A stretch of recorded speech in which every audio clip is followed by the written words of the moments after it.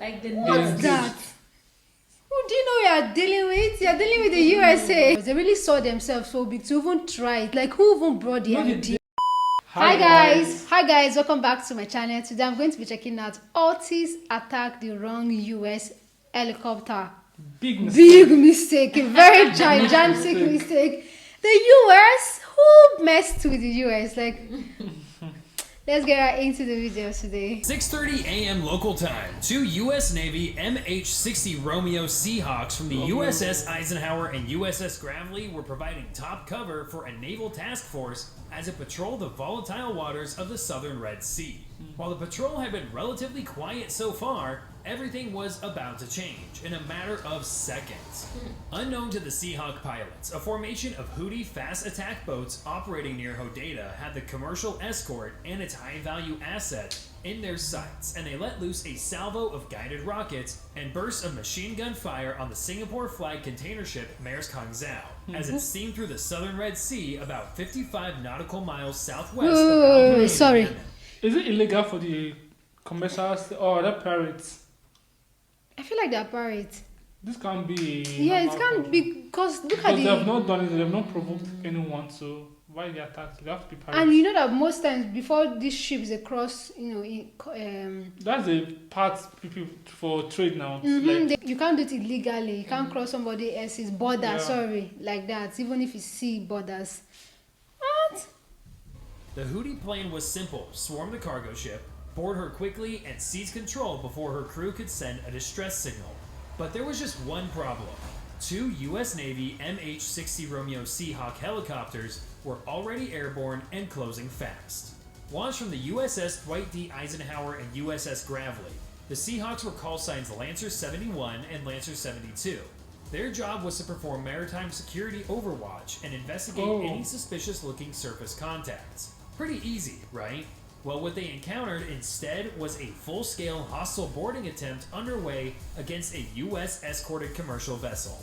The Maersk Hangzhou had requested assistance the moment the boats closed within visual range. The ship had onboard security contractors with Trident Group, and as soon as the Houthi small boats began closing within 6 nautical miles, they took up defensive positions. Only armed with M4 rifles and an M240 machine gun, their firepower was no match for what the Houthis were packing. On board, the Houthis had rockets, RPGs with thermobaric warheads, and belt-fed PKMs that all outranged and outgunned what the merchant vessel had. Within the next few minutes, the small boats is a very were planned close the attack. distance and be right alongside, trying to board her. The Seahawks responded immediately to the distress call. Within seconds of receiving clearance, both helicopters accelerated at a speed of 160 knots to close the 26 nautical mile gap between them and the vessel. But time was not on their side. With that closure rate, it would take 9 minutes to get there, about 5 minutes too late to stop the Houthis. So the pilots had to devise a plan fast that hit the Houthis hard before they could scramble over the merchant's side. At 6:31 a.m., the Romeos picked up 4 Iranian-supplied Boghammer-style fast attack boats on radar. Each boat was 7 to 10 meters long, closing on the Maersk Hangzhou at 50 knots in a tight, converging formation. On board each Boghammer were 3 to 4 Houthi militants armed with PKM machine guns, RPGs, and AK-47 rifles. A pair of them called thermobaric Taba-14 RPGs. These weapons can penetrate up to 300 millimeters of rolled homogeneous armor. The average hull of merchant ships like the Maersk Hangzhou is just 25 millimeters thick, which meant these RPGs could easily slice through the ship. Making matters worse was that every boat was rigged with Starlink terminals, relaying real-time data to command elements in Hodeidah about what was going on. The use of Starlink was no coincidence. These terminals allow the Houthis to accurately coordinate boat swarm tactics, receiving real-time imagery from overhead drones, coastal spotters, and command nodes. This wasn't just well coordinated. strike over the built ship off control. Iranian asymmetric naval doctrine. The Maersk Hangzhou, while itself unarmed, wasn't defenseless. At a range of 1,800 meters, her embarked security team opened fire with M240 Bravo machine guns mounted on hardened positions along the stern and port side. They managed to damage one of the boats, but couldn't stop all 4. In 47 seconds, the fast boats were now at 600 meters and would soon be within RPG range, and it soon came. Though their suppressive fire knocked out one of the attacker's rudder assemblies, the RPG gunner fired a round from Boat 2 that came within 3 meters of the ship's superstructure, which is the part of the ship that sticks up above the main deck where the crew controls the ship. Taking this out would mean the ship would lose its ability to run away or coordinate a defense. At this moment, it was clear the security detail was moments away from being overrun. And that's when the Seahawks arrived. Due to the dog defense of the ship's security team, the bog hammers were standing fast at around 600 meters so they could pummel them with RPGs before boarding. This delay gave the Lancers 71 and 72 enough time to close the gap, so that by 6:39 they were just a mile away. With the Romeos cleared to engage, the only thing left was to identify which ones to take out first. Located here under the nose of the aircraft is the AN/APS-153V radar. While the radar had picked up all 4 boats while still 42 kilometers out, due to dense sea clutter, it needed more data to get an accurate course, speed, and profile of each attack craft. The radar was tracking 32 separate contacts in the area at the time, but the pilots soon adjusted it to narrow pulse mode.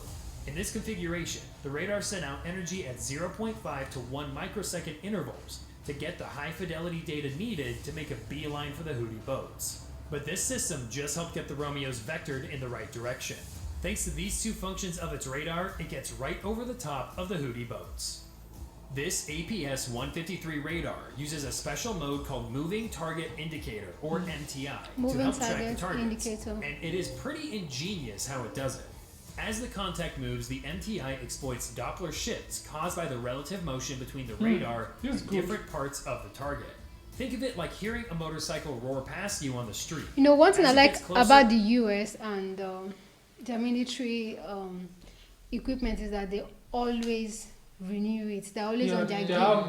It's always top notch. So when I saw the title and see who they are messing with, I just know that they're not a match at all. There won't be any of the attack for long. I'm telling you. A swift reply from the US coming up, and I can't wait to see it. The radar does the same thing with radio waves, and by analyzing those shifts, it can tell if there's something solid in the water or just another wave. Once the MTI confirms there is something there, the pilots can use an inverse synthetic aperture radar, or ISAR, to construct a detailed image of the target using the same Doppler shifts. With confirmation of a moving target and high-resolution images in real time, the pilots now know for sure they have the Houthi boats in their sights, and now it's time to let loose. Each Seahawk was armed with 2 GAU-21 50 caliber crew-served machine guns on either side. These beasts fire up to 1,100 rounds per minute with a maximum effective range of 1,850 meters. The rounds were a mix of armor-piercing incendiary and tracer rounds, designed to help puncture the thin-skinned boats. But it was the Houthis who got in the first shots. At 6:40, the Houthi boats opened fire on the helicopters. PKM machine gun tracers flashed past the Seahawks, with some rounds passing within 15 meters. This was the last mistake they ever made. The Seahawks immediately descended to 150 feet to engage. At the same time, they began dispensing countermeasures as a precaution. Each aircraft dropped 12 NJU-68B flares and 24 RR-180 chaff bundles that formed an infrared and radar reflective cloud behind the helicopters in case the Houthis fired an IR-guided missile at them. Once deployed, these flares reached up to 2,200 degrees Celsius and burned for nearly 2.5 seconds, more than enough to lure off any heat-seeking man-pads or shoulder-fired missiles. While no missile launch was detected, the pilots weren't taking any chances. Then, all hell broke loose. At 6:41, Lancer 71 locked on to Boat 1. The door gunner sent 3 bursts of 50 caliber rounds its way. The rounds punched through the engine block and ignited the fuel cell. A fireball soon erupted and sent debris skyward as the boat sank within 45 seconds. Before the first boat had even sunk, Lancer 71 swung left and lined up Boat 2. A quick burst disabled the rudder. The gunner followed up with a full 3-second spray, and the boat lost steering completely. It listed hard, filled with water, and capsized at 6:42. Both helicopters then shifted to Boat 3, which got a double dose as it took fire from both helicopters. Within seconds, dozens of armor-piercing rounds punched holes below the boat's waterline. The crew attempted to bail, but the boat slipped beneath the surface by 6:44. After sinking the third boat, both helicopters began taking turns firing at Boat 4. However, after seeing all their buddies delivered to Davy Jones' locker, the fourth boat had already turned tail to run away. The boat retreated northwest in a trail of smoke as rounds continued peppering its hull. The Seahawks did not pursue it since they had to stay with the merchant. In less than 7 minutes, the two helicopters had sunk 3 bog hammers and fired roughly 1,800 rounds of ammunition. But unfortunately for the Houthis, this would not be the end of the U.S. response in retaliation for this unprovoked attack. U.S. Central Command decided destroying a couple of boats wouldn't be enough punishment for the Houthis, and they needed to take stronger measures to teach them a lesson. Within 8 hours of the attack, the USS Gravely opened fire on known Houthi coastal radar sites, used to give data to Houthi attack boats with its 5-inch Mark 45 Mod 4 naval gun. The ship fired a total of 92 rounds of high explosive and airburst rounds. These 70-pound projectiles have a max range of about 9 miles and a speed of around 2,600 feet per second.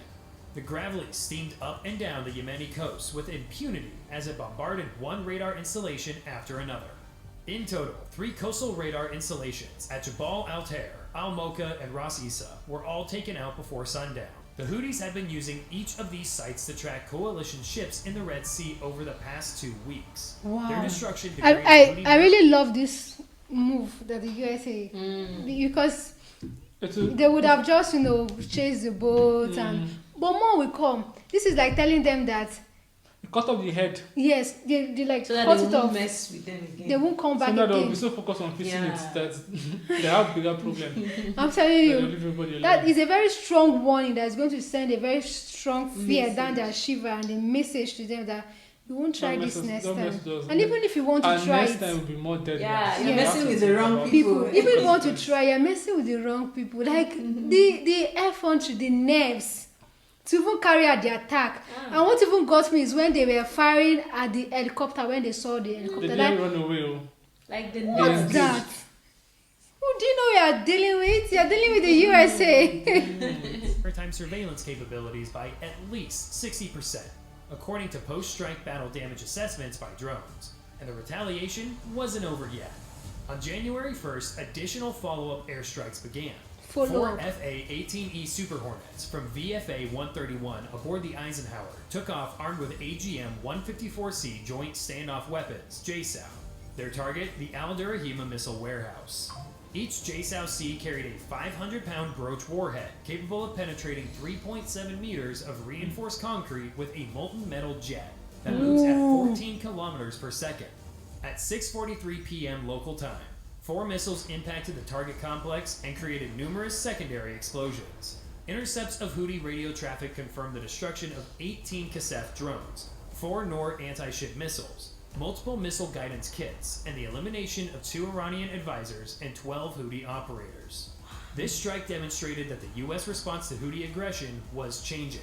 Not only would U.S. units defend themselves and others at the moment, but after the engagement was over, the U.S. would continue retaliatory strikes to prevent the Houthis from ever waging war again. But for now, This is like wiping them off. Yes, like total elimination. Brutality. Fatality. Like if you want to fight, you pick your opponent, right? As with my body size, I cannot pick somebody like Prince and say, Or a bouncer, like me trying to fight a bouncer. I'm telling you, like why would you pick such giants? Because these people are bigger than you, greater than you, and my God, And it's not that you guys really No, have no, the it's equipment. crazy. they don't have the manpower They to fight them. They're active on that waterway. Like they know the Navy are there active. So like if the gods, it's even gonna provoke them. Like I know you're here, but I'm still going to do what I'm going to do. Like, okay. They I'm not really saying you should see not do- actually, they like, really I'm see not saying you should not themselves do, so but, like- big. I'm serious. They really saw themselves so big to even try it. Like who even brought the You know, idea? the RPG and the PKM they're holding like that. That's Get them. We're like, okay, this is come to our way we crush. You have to crush your full Navy fleet. Oh my God, this video is so satisfying. RPG. How many rounds do you have in it? Like, how many rounds do you have? People that like, that's like a military base floating.